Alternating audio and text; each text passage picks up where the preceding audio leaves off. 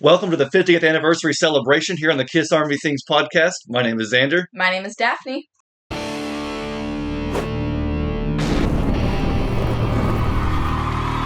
"50 years of Kiss." Can you believe it? I can't. I feel like we were just celebrating the 40th. I feel like I was just celebrating the Beatles' 50th anniversary. Oh, and snap. that was forever ago at this point. I know that's unrelated, but it's No. just the way time has passed When is was insane. the Beatles' 50th? Oh, gosh.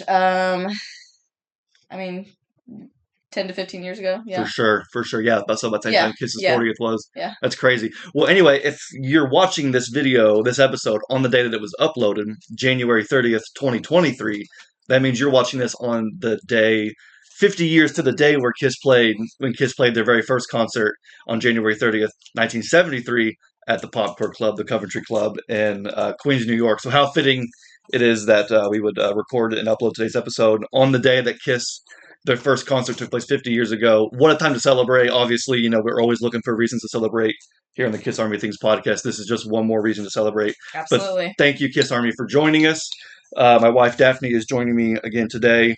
We are celebrating the 50th anniversary, and we told everybody in the last episode to leave some comments as to what Kiss has meant to you all these years. Share a story, a memory, why you love Kiss, anything like that, and that we would share it with everybody on the podcast. So today that's what we're doing. But before we get into anything like that, I want to real quickly thank everybody for 1,000 subscribers. Yes. We recently reached over 1,000 subscribers in between recording last episode and this one. So huge milestone. I want to thank everybody who has subscribed. It's kind of a weird thing when you say, oh, I don't care about subscribers. Like, okay, well, yeah, you kind of do. Because you should a little bit. Do you want one subscriber or do you want 100 subscribers? And you should be grateful. Yes. Do you want 100? Do you want 1,000? You want 1,000? You want 1,000,000? You're always going to want a higher amount. But just to have at least one person, watching our podcast, watching our channel, who likes the content that we put out, it means a lot to us, and so hopefully it means something to you as well. It's very symbiotic, the Kiss Army. Yes, that's what this is. So thank you all for subscribing to the channel, and if you are new to the channel, be sure to like and subscribe. It just helps us to keep growing and helps us to realize what you like and what you don't like. But anyway. So I definitely wanted to get that out of the way. Thank everybody for 1,000 subscribers. And then, Daphne, what is the first thing we do here on the Kiss Army Things podcast? It's the Kiss Spotlight, of course. And I think today we probably have the same one. Is that right? I think so. Yes. It's happened before, but that doesn't mean, there's no rule against it. All right. Well, I'll introduce it. So our collective spotlight this week is the Paul Stanley One Live Kiss DVD. We just watched this last night. I don't know if you can see it, but it is absolutely incredible. What year is this from, babe? So the show took place in 2006, but the DVD was released, I think, in 2008. Okay. I was blown away. This set list, first of all, incredible. Incredible set list. He said towards the beginning that he wanted to play some of his favorite songs.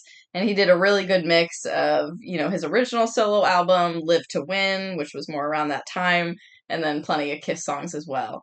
And we were talking the whole time about how good his band was as well. The guys that were with him, every single one of them. Oh, they were just playing so good. I absolutely loved it. I've seen some of these on YouTube, some of these versions before, but for some reason had never actually seen the full DVD. So it was really cool to actually, I just bought this recently too, so it was really cool to actually get to watch the full thing, not on YouTube, one song after another, but actually watch the whole thing in high def in our home. And yeah, like you said, the set list was absolutely fantastic. Impeccable. So you're opening it up with Live to Win, which, Live to Win, I think, is the perfect opening track. Anyway, I think it was the opening track to the album Live to Win. I think so, yeah. Which makes sense because it's like one of those songs like I Stole Your Love, perfect opener. Yeah. Exciter, perfect opener. Modern Day Delilah, perfect opener. Yeah. And for me, in my mind, Live to Win, I've always, even before Live to Win came out, I kind of subconsciously in my head would translate Lick It Up to Live to Win. Yeah. Because the song Lick It Up, obviously there is some, some kind of sexual connotation there. Yeah. But with Lick It Up, it's, life's a treat, time to taste it. Yeah. You got to live like you're on vacation, and so when I think Lick It Up, I think it's time to live your best life. Yeah. So when I hear Lick It Up, I hear Live to Win. Yeah. Because Lick It Up means it is have fun, live life to the most. Yeah. Make the most out of today. So Live to Win, I think, is just a great track. Hide Your Heart was in the set list. Hide Your Heart. To see it not only in the set, but so early in the set. It was so good. Second one. Yeah, for real. It's a great Kiss song. Paul's band did it justice here. 1,000,000 to 1. Yeah. Another killer 80s '80s Kiss song, Got to Choose. And then Move On. He played Move On Mm-hmm. from his '78 solo album, which is a good song, don't get me wrong, because Paul's solo album is my favorite. The '78 one is my favorite. But Move On is perhaps maybe not the one that I like think of the most. Yeah.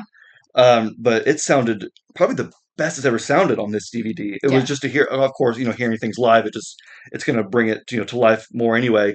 But Bulletproof, another Bulletproof. great song. Probably my favorite song from Live to Win. I loved seeing that one. Yeah, Bulletproof was fantastic. What's the other one? All About You. I was about to say the only one that I maybe wish he would have played from Live to Win is All About You. That's Agreed. just a personal favorite. But Tonight You Belong to Me was amazing. Yes. Oh my Yes. gosh. He had said, His vocals on this entire thing yeah, were perfect. yeah, And if you think otherwise, you are incorrect. I'm sorry. It's so good. yeah. So he was talking about in the beginning how he had been waiting 17 years Yes, to play some since of the these last songs. tour. And we kind of scratched our heads. 17 It years. took me a second to figure out what he meant What by does that mean? Well, we did the math in 17 years.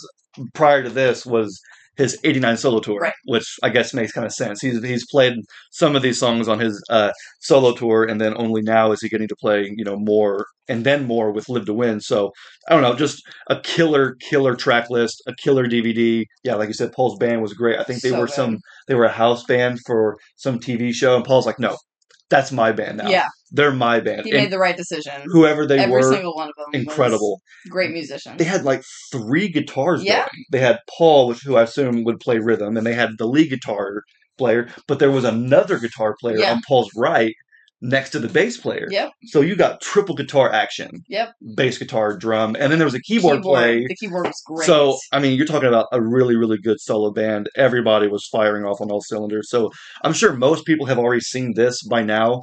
I had seen it, but not seen it all back to back in full. So, but in case you haven't seen this, and you see the DVD kind of floating around, be sure to grab it, pick it up. Yeah. It's a really good watch. Yeah, absolutely. And one thing I wanted to mention, because while we were watching it last night, every song was a banger, and we were just blown away by the whole thing. And we both said, "I wish there was a live album of this." Yes, there is. It's on Spotify.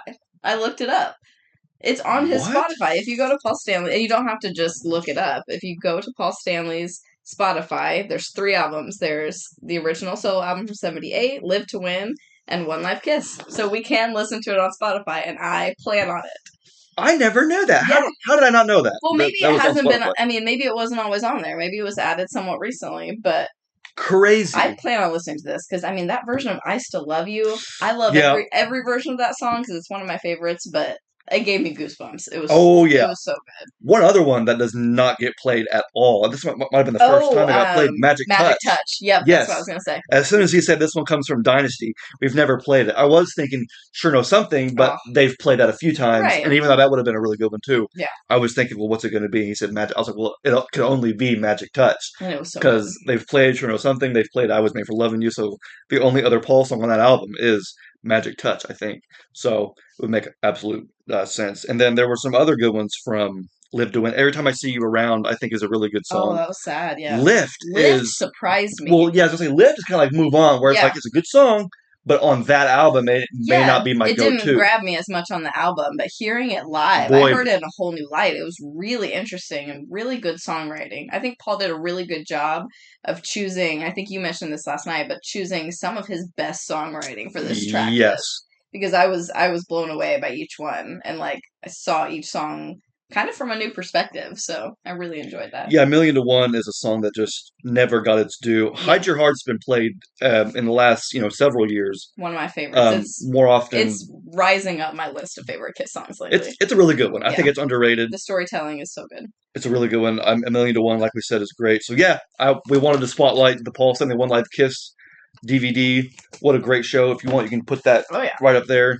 And we will just move on into the brunt of the episode, which is you guys, your comments, because you guys make the show go round. And so what we wanted to do was we wanted to have everybody who wanted to, at the end of last episode, we said, hey, if you're still here, if you're watching to the end, go ahead, leave us a comment on what Kiss has meant to you, and leave us a story a personal story that you wanted to share with us and that we would read it on the celebration episode. And so that is today. We got So a ton of good we ones, did. too. We got a ton of good ones. So thank you, everybody, for commenting. And then, so do you want to go ahead and kick us off with the Yeah. very first comment? Absolutely. All right. So first one I'm seeing is from Johnny Grosinger, who coincidentally was the winner of our recent giveaway. My friend Johnny. Yes. He said, "Great show. It's awesome that your wife loves Kiss almost as much as you do. Thanks, Johnny. Hopefully I can catch a show or two before it's over. And Kiss means everything to me. Happiness, joy, fun, great times, and heroism." Awesome. Facts. I think I kicked it off in the last episode, just to give everybody an example, what Kiss meant to me. Mhm. I said kind of the same thing. It's pure happiness. Yeah, It's pure joy. I've never understood people who let their hobbies and let the things that they quote unquote love bring so much negativity Yeah. into their world. And for me, Kiss is just always about positivity. Mhm. And I know that, Kiss, their career, these last 50 years that we're celebrating, haven't always been the best. There were some, I'm not going to sit here and pretend like Kiss's career has been 100% Yeah. perfect all the time. But what I will sit here and not pretend, I will sit here and make sure that we realize that Kiss's career has been victorious. Yeah. They are Heroic. victorious. Just like Johnny Yes, said. exactly. Yeah, I like that word. It's been a bumpy road, lots of Yeah. ups and lots of downs, but where did Kiss end? On top. On top. At the top. That's right. So that's why I think around here we're always so positive and so, always wanting to like carry this Kiss flag, because for us, I mean, it's been a great time, and Yeah. we've, as Kiss fans, we've come out on top. Great comment, Johnny. I totally agree. And yes, it is awesome that my wife loves Kiss just like I do. It makes things a little bit easier. No, I would still love you even if you did. That's fine. Even though I'm sure you probably get really annoyed with me. I actually don't. So Henry Chin is the next comment we have. Thank you, Henry. Henry's a regular viewer here, a regular commenter. So he says, "Great show. I've been a fan since 1976. You've been a fan for what, 37 years then, almost, something like that? That's a long time, my friend. Yeah. Or 47 years, Yeah, for sure. sure. Yeah, for sure. Almost, I was off a little bit there. When I heard the opening chords of Detroit Rock City, I was hooked. Been a fan ever since. My walls growing up went from Farrah Fawcett to Kiss. It's a passion that has not dwindled even through the lean years. Like a lot of folks, Kiss is the soundtrack of my life. Their music has gotten me through the best times as well as the worst of times. My first Kiss concert was during the Creatures tour in Syracuse, New York. My 16th and last show was here in Raleigh, North Carolina. Last year, of course, End of the Road tour. They are in my blood and will be until I take my last breath." That's Great awesome. comment. I just want to say that little bit at the beginning where he said his walls went from Farrah Fawcett to Kiss reminds me of that 70s show. Because I'm pretty sure Eric Foreman had both posters on his wall. Oh, for sure. Just saying. I know there's a Kiss poster. I love that Kiss poster that he has, the one of like the live era. So he says he's been a fan even through the lean years. And to have your first Kiss concert be during the Creatures tour, that's awesome. You're setting the bar pretty high. Yeah. I would like to know how that show went, although I'm sure it was fantastic. Wish I could have seen Kiss, not only on the Creatures tour, but with W.A.L.K.E.R. That would have been sweet. So thank you, Henry, so much for commenting, and great story. All right, so next we've got commenter Damien Potesta. Been a fan since 77. First show in 79 in San Francisco. Love collecting their stuff and will probably continue to collect until the day I die. Just having a problem throwing more and more money at them when all they're doing is re-releasing updated versions of old things. Paul said they'll probably never record again. They're on their final tour. If they're not going to give the fans new material anymore, I can't justify throwing more money into glitzy versions of old stuff. Just my 2 pennies. I still love the band. Okay, for sure. Hey, I get it. I understand. I do agree that, I wish they would have recorded new material as well. I think that's one thing that, there is a lot of Kiss fans that do wish Kiss put on another album. I think the band just kind of got the idea that since there were a lot of fans that didn't buy the record. Non-Kiss fans weren't buying the record, and then the critics were kind of getting in that Kiss just kind of quit. And I get that, but man, I am with you. I wish there was another album to have more. How often do you find me saying, "Man, I wish I had more new Kiss material"? Absolutely. Like every time Taylor Swift comes up with a new album, I'm like, "Man, I wish it was Kiss with a new album." Yep. That'd be freaking fantastic. But no, I do get it, man. It can be kind of expensive when they're just kind of re-releasing stuff. So if you don't like it, you don't have to buy it. But thank you for commenting anyway. And let's see, first show in 79 in San Francisco. So that would be the Dynasty tour, probably. Nice, for sure. That was a wild tour.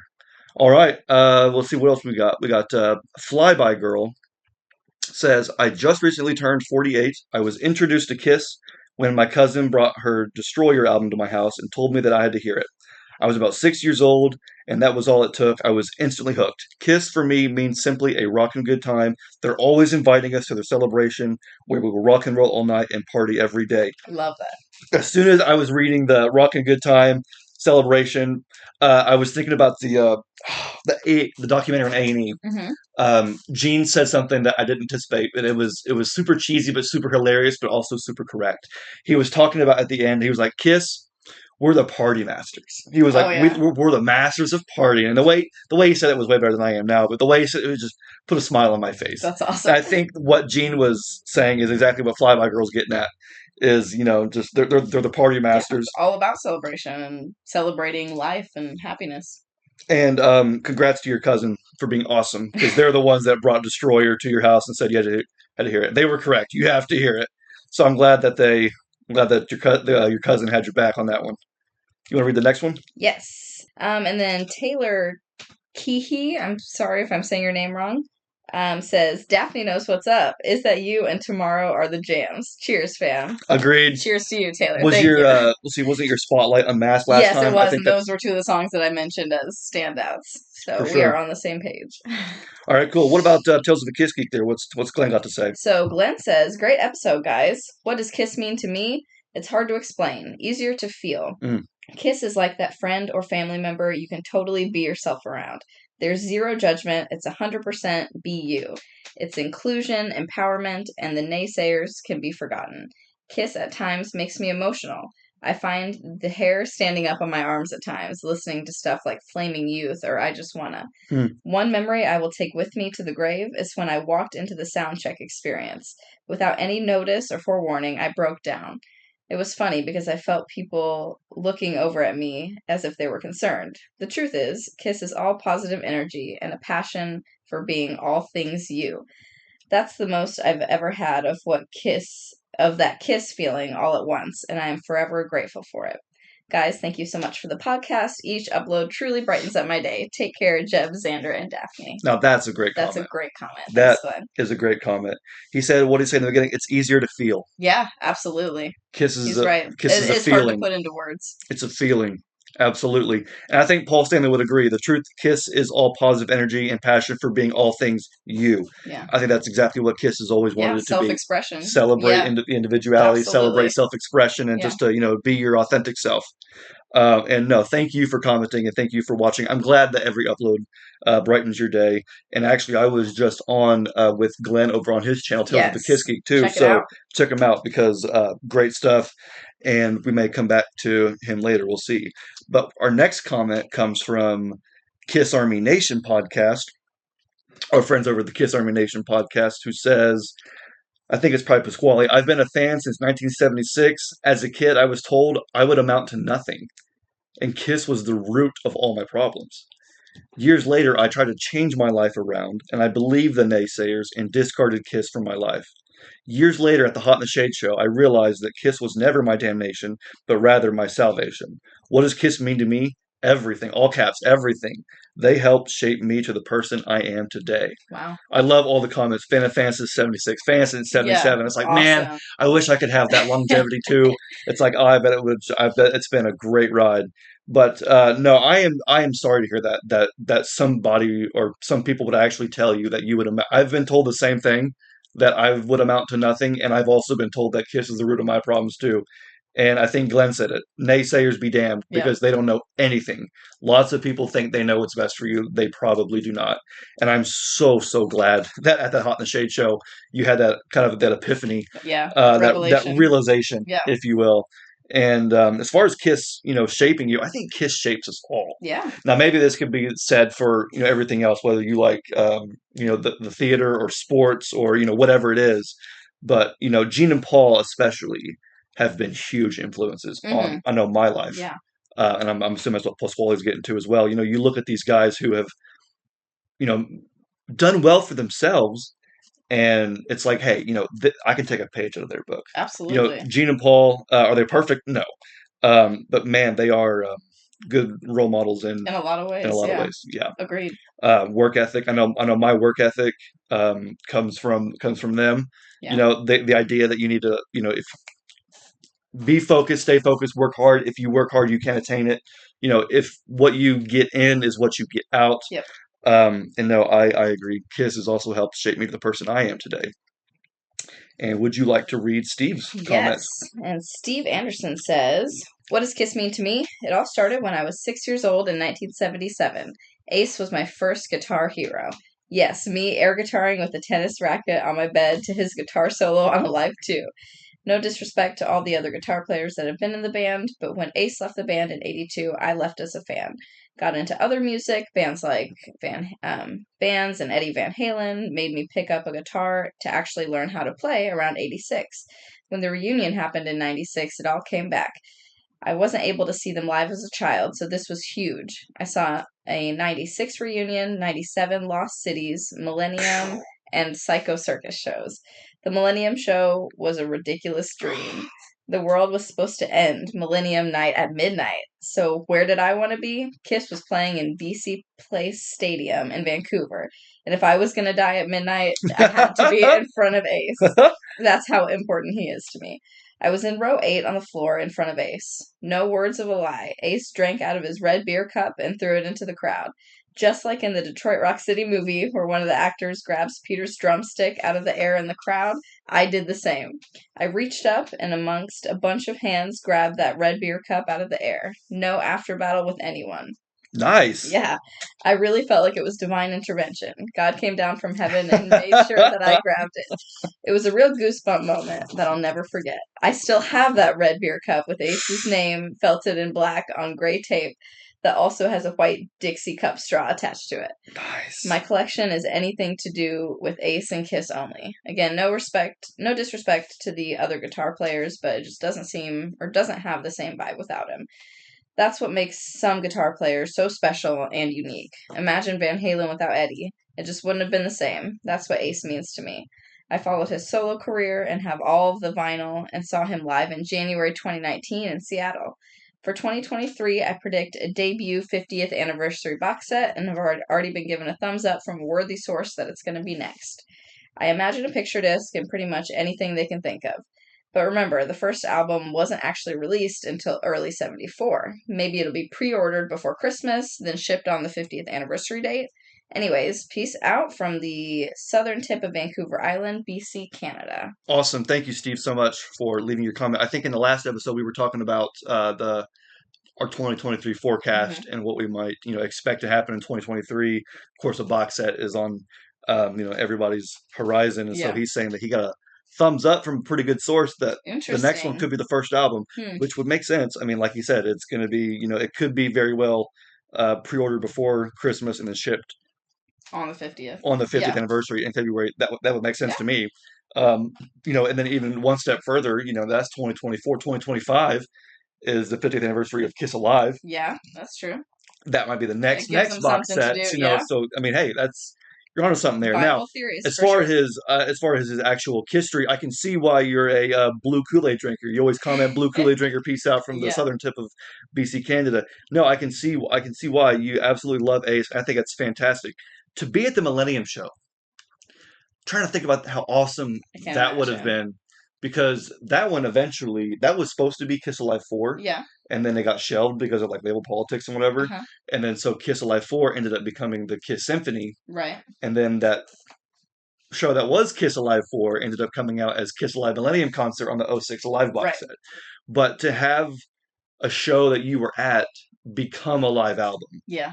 That must be extra special. Cool. That's because awesome. When I saw Kiss on the Hottest Show on Earth tour, I got the flash drive of the soundboard recording of the show that I was at, but this is like an actual, produced, like a fully produced live album.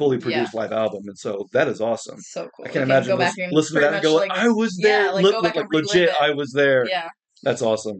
So to catch the cup. Oh yeah, what a great analogy! What a great analogy! I could see it in my head. See that happening. I could see that picture. Gosh, that's a great story. How cool would it be to get that signed by Ace? If you could meet Ace and have Ace sign the cup, be like, hey, you threw this out at the crowd at the Millennium Concert, and to get it signed, what a full circle moment. That would be awesome. So thank you so much, Steve, for commenting. And then we have a quick one from Troy Sadler here, who says, I think me and my dad are going to the Kiss show in Ohio. Can't wait. Hopefully I can go. Nice. I hope we can too. That would be fantastic. Festival? This is the festival. Sonic Temple is happening in May. Yeah, I hope you and your dad can go as well. We're gonna try and make it. We haven't actually bought our tickets yet because you're not doing anything stupid. If I don't see him, I'll live. If I see him, yes. But no, I hope that you and your dad get to go. I know some other folks that are gonna go. So hey, if we meet up, Yeah, that'd be great. that'd be a great time. It'll be a huge festival. But anyway, I'm gonna go ahead and read a comment now quickly from Superkiss 1300. Superkiss, thank you for joining us. Comment says, awesome video, man. To me, Kiss is about having fun. The very first song I ever heard was Dr. Love, and it became my favorite song when I was in high school. I put together a Kiss tribute band, nice, and named it Dr. Love. Nice. We did a bunch of deep cuts. It was a lot of fun to smash the guitar, run around, and just have fun playing tribute to a band that you love. I love hearing. Have a great week, my man, and take care. That's awesome. That is sweet. That's I've always awesome.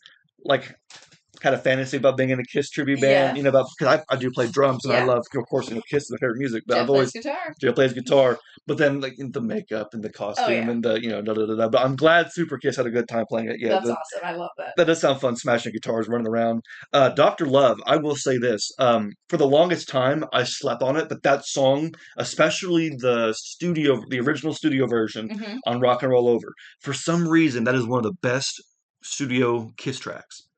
I don't know what makes that statement the Interesting. way it is. I don't know. I'm not sure why I feel that, but whenever I hear the opening, Oh yeah, it's iconic. I'm just like, it is on. And it's unmistakable from any other song. I love a song that I can identify immediately You're right like, at the oh, I beginning. know that. Yeah, I do love that about it. It's a great song. absolutely. All right, so next we got a comment from You Wanted the Best, You Got the Best. They said, great episode, really enjoyed it. Kiss means a lot to me. They're my favorite band, and I listen to them pretty much every day. Even if I hear Rock and Roll All Night for the 1 millionth time, I still think it's awesome, and I love hearing it again and again. Yep, I think we feel the same way. Yeah, agreed. Rock and Roll Night is one of those songs that I know it's overplayed and lots of fans. No, it's a gem. Yeah. It's a gem. It's a classic. There is no Kiss without Rock and Roll Night. That was the song that put them on the map. Yeah. And it's the one that most people know today still. So, I totally agree. Rock and Roll Night, fantastic song. Even after the millionth time. We have a comment from Tony Monero. Tony, thanks for joining us, man. Says, Kiss brings me back to my youth. They were my Beatles. There is something about their music that makes me happy and allows me to forget things. I can't say that about any other band. Awesome show today, as always, and your wife is super cool. Thank you. You're super cool. Thanks. She is super cool. Thanks, Tony. And whose turn is it to read? Yours? Mine, yes. All right, next comment is from Tom Tobin. He says, I met Paul at a Walgreens by LAX back in August. Wow. He was embarrassed by being recognized. I didn't fanboy him, just said hi and let him go on his way. He was driving an Escalade. I'm 56 years old, and I've been a fan since I heard Dr. Love on the radio in 1977. I've stayed with the band through thick and thin. They reflect the fact that rock music should always be fun. It always comes back around to that, doesn't it? Fun and joy and happiness is what we all get out of Kiss. And could you imagine meeting Paul at a Walgreens by amazing. LAX? That is hilarious. I can't believe he was embarrassed by being recognized. I wonder if he was just kind of like didn't expect it, or yeah, he probably was just thrown off, maybe. Yeah, but anyway, good for you for not wanting to crowd him or anything. Right, but he probably just got off a flight. I would have done the same thing. How could you not say hi? How could you not say to Paul Stanley if you see Paul Stanley? But no, I could not imagine just walking and then saying that's Paul Stanley, actually in real life, not on a picture. Definitely a double take. That's pretty crazy. And yes, it comes back to Dr. Love. That's the second Dr. Love comment we had. That song is magic. Something about that song. We have at Paranormal Highway says, great show. To all Kiss fans on my channel, I did a cartoon with Kiss in it. Phantom of the Kiss. We checked that out. I did watch it. It was pretty funny. Their character depiction of Admiral Devereaux was spot on. Perfect. It was too funny. Yeah, it really was. I was legitimately laughing out loud because of how spot on their artistic rendition of Abner Devereaux was. It was as soon as you saw that character, you knew. I know which one's Devereaux. He looked just like it. That's it right there. You want me to read the next one? Yeah. All right. So we do have another comment from David D. He says, great podcast. What does Kiss mean to me? Living real time in history. There are things that come along that rise above the everyday and last forever, and in turn drive future big things. For example, I grew up hearing the greatness of Elvis and the Beatles. I got to appreciate it, but not in real time. They were legends of the past that drove bands of the present and future. They transcended music and became bigger than the music. There's a ton of great bands and great music. Usually you remember the music and then who sung it. Kiss is awesome music, but they are bigger than the music. I got to experience them as superheroes in the 1970s when I was too young to even know their songs, and then in the 80s being old enough to appreciate the music. Then they give us 30 years on top of everything. Kiss are living legends. Getting to take my son to a concert on the End of the Road tour was beyond amazing. Showing him my music, and it still looked like the Kiss I grew up on. I have seen people talk about family history with the band. How many bands can perform to a man, his son, his grandson, and his great grandson? Facts. There are concerts with 4 generations in attendance. Wow. That's What a great killer. comment. I like what he said about Kiss being bigger than the music and Yeah. exceeding their pop culture phenomenons. Yeah. I think there was I'm trying to think of the exact quote. It was a Paul quote, and he said something about he said Kiss isn't just a band. He said we're a phenomenon. Yes. He said phenomenons impact society Yeah. or something like that. I think And I that's a think really good way to put it. that's a really great way And just the of summing it longevity up. that he's talking about here, about, being able to bring his son and there being able to be multiple generations in the crowd Mm. and they're all singing the same band. It's amazing. That is one of the things that has maybe not really changed, but solidified over the last 50 years Hmm. is that, there is a sort of, family dynamic Yeah. in the sense that, you do pass it along and then, you bond over these things. I always think back to watching Kiss Extreme close up when Paul was talking about how I remember it got frightening for me. I looked out the window and it was families. This might as well be Ringling Brothers. And we're not Ringling Brothers. We're a rock and roll band. And I thought to myself, something's wrong. and it's funny how once those little kids grow up and they have kids, Hmm. they want to bring their kids to the shows, and those kids have kids, and you inevitably end up with a family dynamic. Yeah. It's not in this. It's not trying to take away or wimp out rock and roll. It's just natural. Yeah. And I think This is the Kiss, way it naturally has happened. yeah, and I think Kiss learned to embrace that over the years. And now you do. Absolutely, I mean, yes, yes. still now we see little kids on their parents' shoulders at Kiss concerts wearing the makeup, like And knowing the Gene, songs. That's awesome. and that gets Gene emotional. Yeah. Gene, I know he's always very vocal about how he likes to look out and see that younger generation Hmm. still there and Yep. still experiencing that magic. And I am so glad that you were able to take your son to see Kiss on the End of the Road tour. We were able to take my younger siblings. Yep. Jeb and I have twin siblings. We brought them with us to the End of the Road show, and then even gosh dang it, I was about to say in '03, but back in '03, that was 20 years ago. That was the 30th anniversary. So Yeah. back on the 30th anniversary tour, Dad, which I guess was the co-headliner tour with Aerosmith, Dad brought Jeb and I Right. on Yeah. It to is the a family show, thing even for you. and that was when he passed it on Yeah. to us. I don't think our kids will get to see at least this Kiss, but either way, I love the fact that it's generational at this point. It's absolutely incredible. And we have a comment here from Ted Harrington, who says, "What does Kiss mean to me? Confusion. Back in 1976, I was 9 years old, and my mom caught me listening to my uncle's Kiss 8 tracks and punished me for listening to Kiss since she felt Kiss was the devil's band. Over 2 years later, on Saturday, October 28, Kiss Meets the Phantom aired on television. My mom watched Kiss Meets the Phantom while I was sent to my room during that time. And after watching Kiss Meets the Phantom that night, my mom told me that I was allowed to stay up late and watch Kiss Meets the Phantom. Luckily, my dad recorded it on the VHS VCR. My mom also told me that I could listen to Kiss since after watching Kiss Meets the Phantom, it was obvious to her that Kiss is a kids band. Same as Captain Cool and the Kongs from the Croft Super Show Saturday morning television show, which made 11-year-old me very confused. Why was Kiss evil in '76 and now okay in '78? I did not question my mom that night and watched Kiss Meets the Phantom. The next day, my uncle came by for a visit, gave me all his Kiss 8 tracks so I could listen to them. To this very day, my mom and I laugh about the whole thing. That is great. It's just one of those things where you look with you judge a book by its cover, Oh yeah. or you look at something without actually listening to it, and you just judge. Or you take And I other felt people's like word for it, because Satanic Panic was real at the time. So, very true. I mean, I can't even fully fault your mom for. I'm sure at Well, the time she was being told from all directions that it's bad. So yeah, she had and to find out for herself. And like, that's awesome for you that she did put in that time yeah, to actually check that out and see what all the fuss was about, only to learn that it's nothing to worry about. yeah, she was trying to be a good mom, and be Yeah. like, I'm gonna protect my son, but he's like, oh wait a minute, no, this is fine. He can No, watch this is he can watch this. But no, it is weird that there was such a switch, and I think the solo albums and Kiss Meets the Phantom and Dynasty yeah. is kind of, well, of course that was 79, but I think those were the things that were leading to you know Kiss to be a kids band, especially when in 1980 they were on the show Kids Are People Too, Yes, I remember seeing debuting that. Eric Carr. That was funny. But so at Dakota Escher has commented and says, 53 years old. I came on board in 75 with Kiss Alive. I now have two boys, 18 and 16, who are just as passionate with the band as I was and am. They found their own way. I never pressured them to like the band. Their rooms have the posters that were on my wall growing up. We go to the shows together. It just doesn't get better. I hear fans bemoaning the band to end. My boys don't want their favorite band to end. They want to keep seeing them. Kiss will continue on some level, even if they're not touring anymore.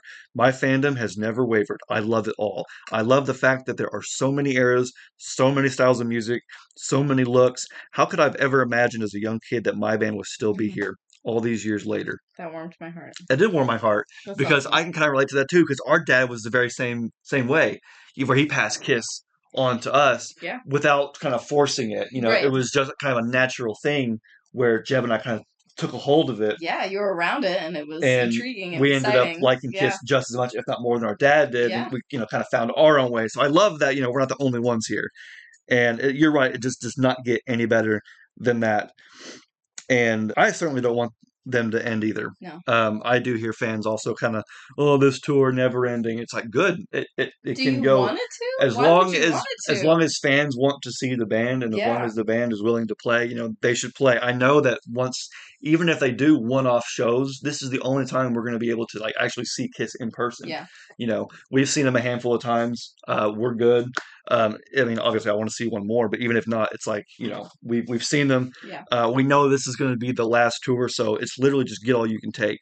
I will never bemoan the band to end. So I'm with you, Dakota. I love the fact that Kiss is still going, and I'm so glad that your boys are into Kiss too. And if they want, they should watch the podcast and subscribe too. Yep. That'd be really cool to get some younger fans involved. And then we have another quick comment from Dakota who says, Lick It Up, Animalize, Hot in the Shade, or Revenge Soundboards would be great. I am in 100% agreement with that. You could do any of those, and I would be all up for it. Well, I think, is that all the comments that you have? That's all the comments I have. Yeah, I really just wanted to go through and just make us all feel good. Yeah. Because that's what Kiss does, is it make us feel good. And I know that Kiss is, a lot of different things to a lot of different people. Right. And we're all from, different eras. You have people from 76, 79, you have people from the 80s, and then, of course, you have me who's a 90s fan, and then we have younger fans. And so it's just really nice to see everybody kind of get together and celebrate Kiss. And so thank you guys for joining us. And I want to quickly, because I don't want to wrap up yet, I want to real quickly get to, I was going to show this on the last episode, and I forgot. So let's go ahead and do this real quick. I wanted to show this new Kiss fanzine I got called the Wax Pack from Rick over at It's All For You Demon YouTube channel. So he did a video on his channel talking about how fanzines need to come back. Yeah. And I was watching it thinking, wow, what an era that I missed. Because, back in the day, people would kind of hand, craft their own magazines, basically. Yeah, like actually hand cut things. Hand cut things and scan them in and copy them and distribute them to all your friends. And it sounds really cool and really novel. And I totally missed that. So when Rick started talking about fanzines, I was like, oh, please do so. Yeah. And he did. He announced the Wax Pack, Volume 1, Number 1, the Winter Edition, which is Dynasty. And I immediately asked if I could, get a copy of that. And if you want in on this action too, you can go over to Rick's channel, It's All For You Demon. check out the video where he talks about the KISS fanzine, and he actually has listed his P.O. box. You can just send a self-addressed stamp envelope to him, and then he'll just send one back. So I got this in the mail last week, and I've been checking this out. It is absolutely awesome. I won't give away too much because obviously I want people to be able to get it for themselves. But basically, it's just a lot of facts about KISS in '79. You have facts about Dynasty, lots of cool scans, pictures, and ads. So it's about 4 or 5 pages long, front and back. Really, really cool. So if you're somebody who wants a little extra fun in their life, a little extra KISS, head on over to It's All For You Demon and get the KISS fanzine pack, the wax pack KISS fanzine. This is super awesome. You want to take a look at that? I love that. I went ahead just for the heck of it. Just to be safe, sent some extra postage to make sure that everything was covered. Yeah. And Rick, for the heck of it, sent me some extra goodies in the mail. Oh, really? I have not seen any of this yet. Including a couple of really cool KISS 8x10s. Oh, wow. So we have a couple. That is amazing. A couple awesome Paul pictures that we could get framed if we wanted to. Yeah, especially that one. Like that one? That's so good. So a couple Paul pictures, and then even this little I don't know what is this, a little Kiss Meets the Phantom of the Park promo. Yeah, it has VHS Good Times on the back, so it actually goes with the VHS over there that we have, or one of the VHSs. But super cool, Rick, thank you so much. That's awesome. His prints are incredible. Some It's All For You Demon, some of his YouTube merch. Wow, right so there. generous. This is a little a cutout from, I'm assuming, from '88. It's like a magazine ad. Yeah, it looks like it. That has KISS Electric Lady Studios on one side, and then Smash and Hits has both the German logo and the regular logo. Super cool stuff. So thank you, Rick, so much for not just sending me all the extra stuff, but just for the fanzine in general. Yeah, this would have been enough. This is awesome. This is something that's going to be, as far as I know, Rick will be doing this quarterly. So there should be a spring edition coming up in a few months, a summer edition and a fall edition. So if you want in on the KISS Wax Pack, be sure to send your self-addressed stamped envelope to Rick, and I'm sure he'll still send these out. I don't think there was a time limit on when he would mail these out, but super awesome. It's always nice when KISS fans get creative. Yeah. Just like we have a podcast, and KISS fans love to do fun, creative stuff. So I love to support other KISS fans and their various projects. And so if you want to, you know what to do. And then speaking of supporting other KISS fans, the last thing on my list here that I wanted to get to was I wanted to showcase this awesome new CD I got from the band W.A.L.K.E.R. We've been jamming to this. We've been jamming to this in the car. Now, so W.A.L.K.E.R is actually fronted by Glenn, who is a viewer of the show. He's from Tales of a Kiss Geek, who we've mentioned several times on the show. You can go check out his channel on YouTube, Tales of a Kiss Geek. But his band W.A.L.K.E.R has released a couple EPs so far. And LP, I think EP. Couple EPs so far, and this is the one that came first. Bringing Back Rock, I actually missed it. I bought the second one first. Had to go back and buy the first one, so now my W.A.L.K.E.R collection is complete. And if you want to get your W.A.L.K.E.R collection up to snuff, be sure to. I think you can just Google W.A.L.K.E.R band. It should come up. It'll pop up. Highly recommend. They're on Spotify. Their CDs are being sold on their website. But if you think that rock is dead, let me introduce you to W.A.L.K.E.R, because that is absolutely not the case. These guys rock. Yep. Bring a rock back. Bring it. Yeah. Very nice. Exactly. They said it perfectly. Exactly. Bring a rock back, because it's what you need. Yes. Bring a rock back. Going to set you free. Yes. So I would highly recommend this album and their other one, Spreading the Disease, to anybody who is a fan of rock and roll, fan of 80s rock. This is totally very 80s, guitar driven, some killer solos. Great musicianship, awesome songwriting, so killer album. I wanted to make sure that I talked about this because, yeah, like you said, this has been, I can't really call it a KISS spotlight because it's not a KISS album, but I've definitely been jamming this a lot lately too. So get your W.A.L.K.E.R CD and get your KISS fanzine pack. Is there any other business we need to attend to? Yes, I believe that you have some things to open.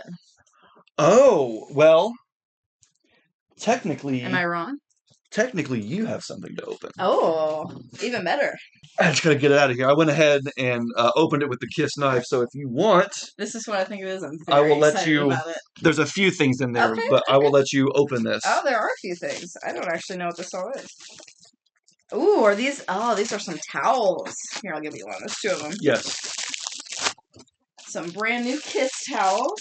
Brand new KISS towels. So these came from KissMuseum.com. And the reason why I bought these is because there are, I think 20, well, now 18, but there are several of these Kiss towels going for like $10, okay? And these are like, these towels usually cost about $50, and right now they're on sale for about $10. So, really, really cheap. So if you want a cool They're Kiss nice towel, too. That's go to the Kiss awesome. What's Museum. the print that's on it? I can't It's tell. Love Gun, I Love think. Gun. Oh, yep. I see the. Yep. Yeah, or no. I don't think it's Love Gun. I'm not sure. That looks like Farewell Tour, Peter Criss. Okay. You want to open it and find I'll out? put Or it. no? No, I'll put an image on the screen. How There about you that? go. There you go. You're like, I'm not doing that right now. This came with, before I open the actual thing, did you order these or is this just in there? So this I bought for you because you, or not for you, but because of you. You said you wanted this, so all of this came together because. Okay, gotcha. Yes. So first of all, before I open the bigger one, we've got some like little promo things for when Paul was on or in Phantom of the Opera, and I love Phantom of the Opera. I love musicals, and the fact that Paul Stanley played the Phantom. Oh my gosh, I love it. What do we got here? Oh, there's all kinds of stuff in here. Oh wow. What is this? So Daphne was really excited. So I was on KissMuseum.com and she saw the Phantom of the Opera program, the Phantom of the Opera press kit. I'm not even sure really what it is, but she goes, "Get that." I said, "Say no more." So you want to tell us what Wow. you got there? Yeah, this is so cool. So first of all, we have an actual program, it looks like, from one of the performances. Just kind of your standard theater program that has all the details of the show in it. We've got the picture of Paul Stanley on the Who's Who. I can smell it. It smells like theater. I would give anything to have seen this live. Anything. Incredible. Let's see. We've got a little slip from the show talking about some, I think some alternate actors that were filling in for some other actors. What's this? That could be a poster. This is the poster. I want to frame this. I'm very excited about this. Look at that. That is fantastic. Oh, that is so cool. Paul Stanley as the Phantom of the Opera, May 25th to August 1st, 1999. Pantages Theater, Toronto. This is so cool. And I wish like I could have been there. I just all I want is a professional recording to be released of this because I know it exists. Paul says he has it's it out there, and I would die to see it. Paul says he has it. I love it so much. I would love it. That is so cool. All right, and the rest of this just appears to be, wow, like a really nice booklet with some. It's like a tour. Yeah, it's like a tour book. It is like a tour book, but for a musical. So it looks like there's some. It's very well, nicely designed. Yeah, it's beautiful. I think it's just some history on the show itself, where the story came from, like the original movie from back in the day. Wow, this is awesome. This would be a read for sure. Yeah, definitely. I definitely plan on looking through this, but I was hoping, yes, that's what I was looking for, pictures of Paul. So cool. She loves theater. So theater and Kiss, right now this is a Venn diagram. Absolutely. And it's perfectly meeting in the middle right now. I love it. I love it. That looks so nice. Yes. And thank you for buying this when we saw it. Yeah, I don't have very much of anything from Paul Stanley's Phantom of the Opera run, which is kind of odd. But no, it is nice to have this poster. And yeah, if you want to get it framed, we'll frame it. Can't put it up in here, but we'll put it up somewhere. No, we'll put it up somewhere else. I love it. So I see. I when you ordered this, I thought it was just the poster. I didn't know. Oh, okay. I don't think I realized that we were getting this entire like press kit with it. So this is awesome. This is really, really cool. I thought we were going to get some goodies, but not this much goodies. Yeah. The tour book is. I knew we were getting the program and the poster, but to actually have this tour book and a few extra. Where's the other stuff at? There was like a pamphlet. Oh, right there. Yeah. Here. Yep. Yeah, this is super neat. Final months in Toronto. What's this? We got like a. Oh, nope, there it is. The Phantom bids farewell. Paul Stanley. It says, musician and songwriter from the legendary rock band Kiss, Paul Stanley makes his eagerly anticipated musical theater debut as the Phantom. I wish, and don't get me wrong, Paul Stanley is a very hard worker and has done a lot in his life, and I'm sure he has never had time to do more theater. But I kind of wish, a part of me wishes he would have done more musical theater after this. I think he, in some way, has a desire to. Yeah, because I think he's talked about how much he loved it and how much he would love to do more like that. Maybe after he's done with Kiss, he'll want to get back into that stage a little bit more. And then in a different way. There's some other folks here too. We have Renee and Jeff who also played the role of Phantom before and after Paul did. And that's cool. that same year it looks like. So Yeah, fantastic stuff. We're definitely going to Awesome. have to look more into this once we are finished recording, which I think we're wrapping up right now. That was the last bit of stuff we had to get to, correct? Yes, I believe so. I believe so. Thank you, everybody, for joining us on the 50th anniversary. On the 50th Give me a second. Yes. Well, thank you everybody for joining us on this 50th anniversary celebration. It's been awesome. It has been awesome. Thank you guys so much. And if you're new to the channel, like and subscribe. We really appreciate it. And then you can also follow us on Instagram and Facebook if you want more Kiss Army things. We also have some more non-podcast videos coming up on the channel. Be sure to check those out as well. And then we will see you next time on episode 44 of the Kiss Army Things Wow, podcast. I can't believe we're getting that high up there already. Episode 44 on the next time. And my name is Xander. My name is Daphne. Peace.